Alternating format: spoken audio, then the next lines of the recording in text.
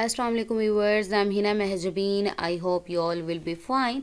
हम स्टडी कर रहे हैं MGT 201 फाइनेंशियल मैनेजमेंट का कोर्स, जिसके module number 10 cost of capital and topic है 198 cost of equity using CAPM capital asset pricing model, जो कि प्रीवियस लेक्चर्स में भी ऑलरेडी हम डिस्कस कर चुके हैं। बट टुडेज़ लेक्चर स्टार्ट करने से पहले अगर आप मेरे चैनल पर न्यू हैं देन प्लीज़ मेरे चैनल को सब्सक्राइब कर दें एंड बेल आइकन को क्लिक करना मत भूलिएगा, ताकि upcoming lectures, different assignments, quizzes और पेपर्स के नोटिफिकेशंस आप तक पहुंच जाएं।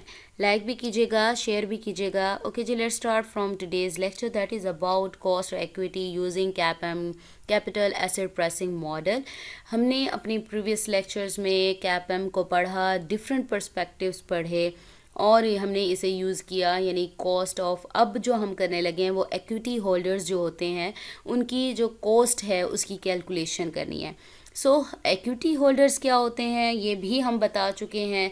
Equity holders are the common share holders और the people who are real owners of a business और कंपनी। कॉमन स्टॉक्स और कॉमन शेयर होल्डर्स और प्रेफर्ड शेयर होल्डर्स, इनके बारे में प्रीवियस लेक्चर्स में हम ये डिस्कशन कर चुके हैं। But their rate of return can be calculated in different ways, but one way is using CAPM. There are some features, important features of this model. अब इस मॉडल को यूज़ कर रहे हैं हम कॉस्ट कैलकुलेट करने के लिए। तो फर्स्ट हमारा क्या है, कॉस्ट इक्विटी। ये हमारा जो मॉडल है कैपएम, वो हमें इक्विटी की कॉस्ट फाइंड करने में हेल्प आउट करता है। नेक्स्ट हमारे पास, अच्छा, कैपएम मॉडल का फॉर्मूला था, हमने किया था उसी फॉर्मूला की ये सारी जो है करेक्टरिस्टिक्स हैं सारे, मैं भी फॉर्मूला भी आपको दिखा दूंगी, ठीक है। तो फर्स्ट हमारे पास है, नेक्स्ट हमारे पास है रिस्क फ्री रेट।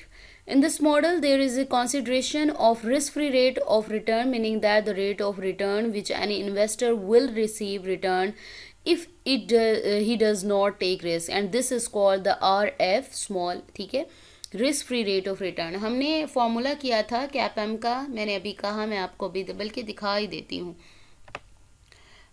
ये फॉर्मूला है जो हमने किया था, RE, ठीक है, जो कि रिटर्न और इक्विटी है। RF risk free rate of return है। बीटा जो वैल्यू अफेक्ट कर रहा है, यानी systematic index of systematic value भी कहते हैं। RM माइनस यानी मार्केट रेट ऑफ रिटर्न है, minus risk free rate of return. इन दोनों का जो डिफरेंस है उसे हम कहते हैं प्रीमियम, ठीक है।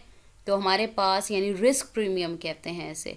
तो ये सारी चीज़ें बताई जा रही हैं और ये करेक्टरिस्टिक्स ऑलरेडी हम इन डिटेल पढ़ चुके हैं। तो risk free rate of return क्या होगा कि अगर इन्वेस्टर कोई रिस्क नहीं भी लेता देन भी इन्वेस्टमेंट पर उससे क्या है, रिटर्न मिलेगा। वो रेट ऑफ रिटर्न जो रिस्क लिए बगैर उसे मिलता है उसे हम रिस्क फ्री रेट, और हमें पता है जितना ज़्यादा रिस्क होगा उतना ज़्यादा रिटर्न होता है, ठीक है।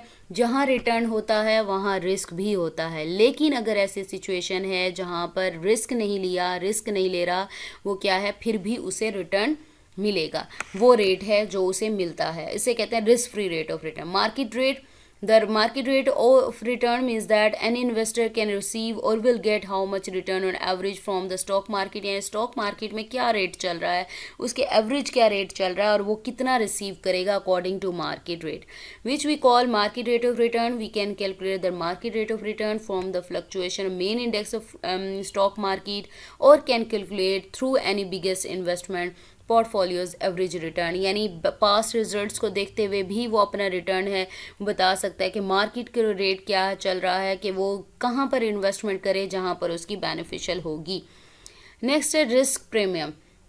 There is an additional return which an equity holder or shareholder get above the risk free rate of return, यानी एक तो हमने risk free rate of return हमने कहा कि रिस्क लिए बगैर जो रेट उसको मिलता है उसे हम रिस्क फ्री रेट हो, अगर हम रिस्क को छोड़ दें, ठीक है, कोई भी बंदा, कोई भी इन्वेस्टर मार्केट में इन्वेस्ट करता है, risk free rate of return को छोड़ के बाकी जो उसे रिटर्न मिलता है, एडिशनल रिटर्न जो मिलता है, उसे हम कहते हैं रिस्क प्रीमियम, ठीक है। तो नेक्स्ट आ जाओ बीटा।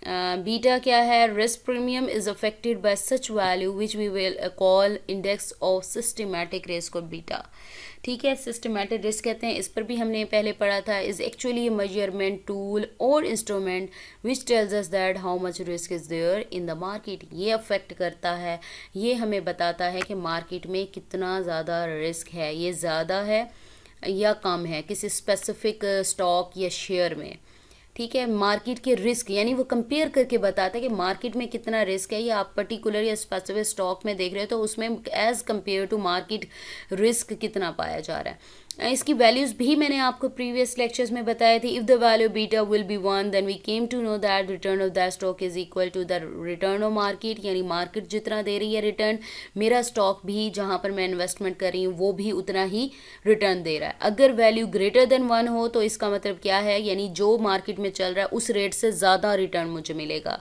लेकिन अगर बीटा की वैल्यू लेस देन 1 हो, इसका मतलब ये है कि स्टॉक हमें लेसर रिटर्न देगा, यानी मार्केट में ज़्यादा चल रहा है और इस स्टॉक पर हमारी इन्वेस्टमेंट में जो हमें रिटर्न मिलेगा वो कम मिलेगा। सो कैपम की जो मॉडल की आपके पास फॉर्मूला मैंने आपको अभी दिखा दिया था, बीटा को मल्टीप्लाई करते हैं, RF risk free rate of को मल्टीप्लाई करते हैं तो आपके पास क्या आ जाता है, रिटर्न ऑन इक्विटी। मैंने यहाँ पर दिखा दिया कि क्या क्या रिप्रेजेंट कर रहा है, रिटर्न ऑन इक्विटी का ऑलरेडी मैंने बता दिया।